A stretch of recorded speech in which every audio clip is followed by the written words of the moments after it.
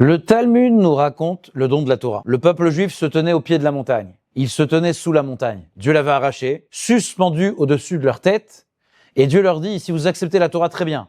Sinon, vous serez enterrés ici. L'image est brutale, et elle résiste à toute lecture facile qu'on pourra avoir. On se trouve au cœur du moment le plus sacré de l'histoire juive. Et ce qui se passe n'est pas a priori romantique. Le peuple juif avait déjà accepté la Torah. Et si le peuple juif a déjà dit oui, alors pourquoi le contraindre ? Le Baal Shem Tov enseigne quelque chose de magnifique.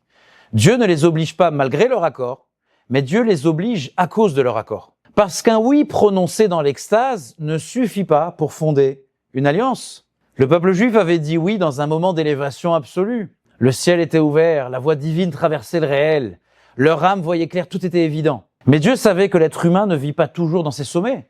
Dieu voyait déjà les lendemains, les jours où on dit « je ressens plus rien », donc je m'autorise à ne plus répondre de rien. Et c'est cette illusion que Dieu vient briser. L'illusion émotionnelle. Croire que l'intensité du ressenti mesure la vérité du lien. Le ressenti informe, mais il gouverne pas.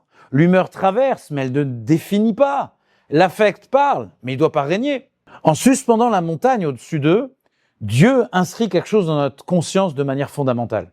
Votre lien avec moi ne dépendra pas de votre état intérieur du jour. Il est plus profond que toutes les variations que vous pouvez connaître. Il précède vos émotions et il va survivre à vos silences.